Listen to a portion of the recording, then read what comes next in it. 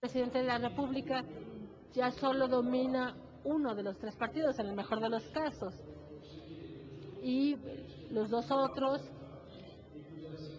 presentan una situación más incierta en cuanto al poder dentro del partido, sobre todo que también existen pequeños partidos que permiten eventualmente continuar una carrera junto a los grandes. Y además, y eso es lo esencial, existen posibilidades de alternancia y entonces el cambio puede venir de los electores mismos. Y entonces, en este contexto, la cuestión de la reelección inmediata me parece volverse finalmente una cuestión puramente técnica con mucho menos contenido político. Quedan, por supuesto, ventajas para la no reelección inmediata, la circulación de las élites, la limitación, aunque sea relativa, del sentimiento de propiedad que da el mandato, pero creo que también hay muchos inconvenientes. El hecho de que no se tienen que dar cuentas de la gestión, es decir, finalmente no se tiene un balance que someter al juicio de los electores. Limitar también la competencia técnica, pienso sobre todo en el caso de los legisladores y los diputados. 3 años, ¿acaso aprende uno el oficio y todos los entresijos del oficio parlamentario en 3 años? Limitar la libre selección del pueblo. Finalmente, si está contento de quien eligió, porque habría que privarlo de ellos, ¿no? Me parece que en el contexto actual, limitar la reelección comporta más desventajas que ventajas. Creo que uno de los elementos para reforzar el Congreso puede ser la competencia mayor de sus miembros, que ya de por sí es muy fuerte, incrementar su competencia por el hecho de permitirles quedarse más tiempo en funciones. 12 años en funciones permiten tener un mucho mejor conocimiento de los mecanismos parlamentarios.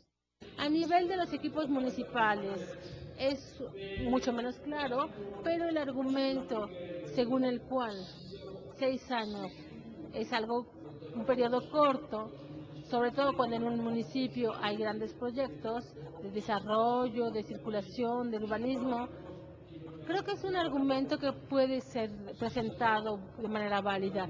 En 6 años, uno tiene 2 años para estudiar los proyectos, empieza uno a realizarlos y luego le deja uno la inauguración a nuestro sucesor.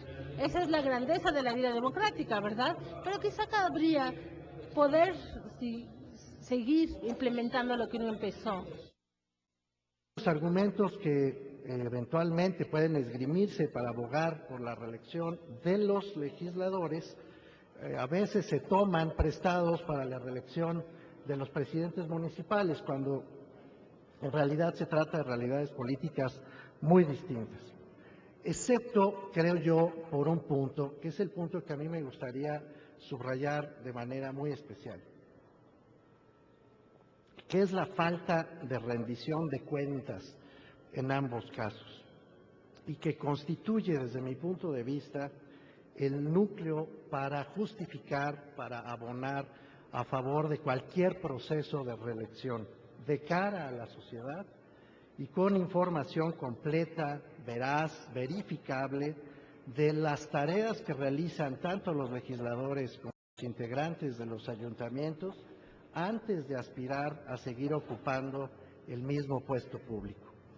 Desde mi punto de vista, la idea de la reelección, si no está claramente asociada a la idea de la rendición de cuentas frente a los electores, pierde buena parte de su contenido sustantivo, y que me refiero a rendición de cuentas, conjuga 3 capacidades, 3 abilities: la accountability, la answerability, la capacidad de responder a lo que se pregunta, y la responsibility.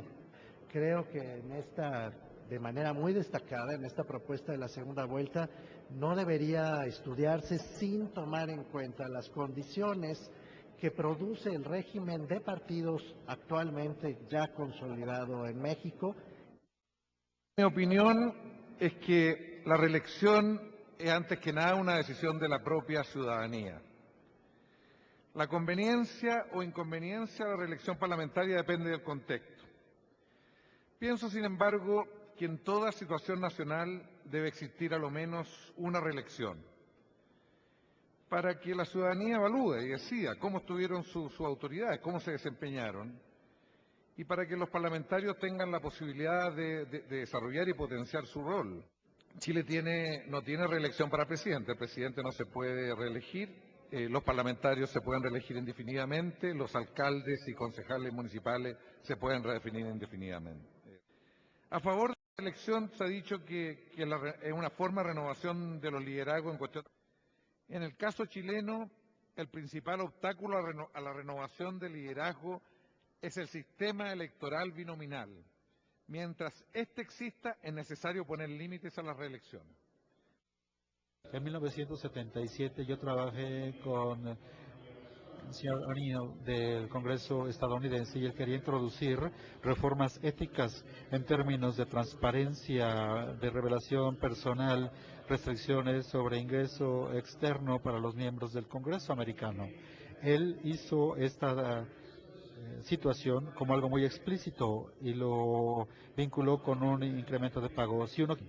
Debo argumentar que la reelección con límites de tiempo, la presentación, particularmente cuando tiene opciones locales para que todos en todo el país puedan trabajar con un arreglo diferente, no sugiere que haya una transacción clara.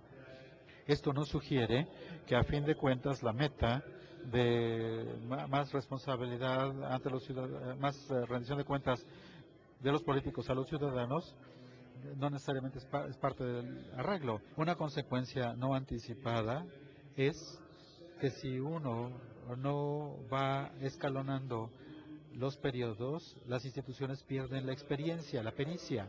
Primer desafío es cómo podemos llevarle la información al electorado. Segundo desafío es cómo tomamos la mismísima información y llevamos a las dos generaciones del siguiente liderazgo que está por llegar, los que usan Twitter, los usuarios de Facebook. La visión federalista también estuvo presente a través de la gobernadora de Zacatecas, Amalia García, y de los gobernadores Guillermo Padres de Sonora, Jesús Alberto Aguilar de Sinaloa, Marco Antonio Adame de Morelos, Fidel Herrera Beltrán de Veracruz y el jefe de gobierno del Distrito Federal, Marcelo Ebrard Casaubon.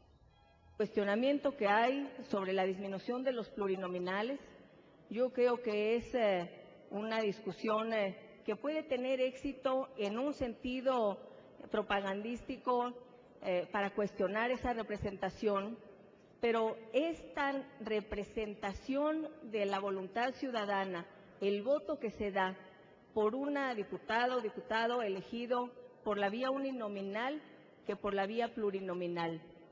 Claro que el plebiscito y el referéndum tendrían que ser de tal manera reglamentados que sean instrumentos útiles, que no se frivolicen, que puedan utilizarse de manera exacta.